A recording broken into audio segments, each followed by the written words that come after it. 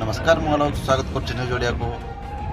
दर्शक बंधु रक्तमुखा होबार लगी ईरान अमेरिका और इज्राएल उपरे प्रतिशोध नेबार लगी ईरान अटका जाइथिबा एक प्रोजेक्ट रे भग्नावशेष दुबईर आर्थिक केन्द्र रे थिबा एक कोठा उपरे पड़ी। रिपोर्ट अनुसार 24 घंटारू कम समय मध्य दुबई रे यह द्वितीय आक्रमण। एथिरे कौन अग्निकांड घटी नहीं कि कहीं हताहत होइथिबार रिपोर्ट मिलना। परिस्थिति को संपूर्ण नियंत्रण अच्छी बोली दुबई मीडिया अभी सोशल मीडिया रे एक्स पोस्ट करिछि।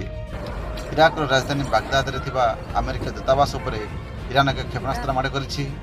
2 जन इराकी सुरक्षा अधिकारी कहछन्ती बागदाद रे थिबा अमेरिका दूतावास परिसर भितर एक हेलीपैड रे क्षेपणास्त्र माड़ होइछि।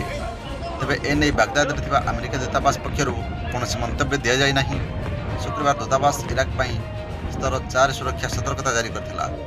एथिरे चेतावनी दिया जायथिला जे ईरान तथा इराक समर्थित मलेशिया गोष्ठीगुड़िक पूर्वर आक्रमण करथिया अमेरिका भित्तिभूमि को पुणी थे टार्गेट करिपारते।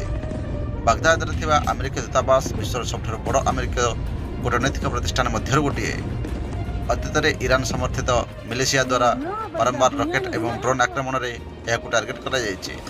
ईरान रे अनेक ईरान समर्थित मलेशिया गोष्ठी अच्छा जो मैंने यही आक्रमण करने ईरान सहित योजना करुछन्ते। तो दर्शक बंधु ट्रम्प यही बाचाड़ी सारा विश्व बर्तमान अस्थिर हो पड़ी।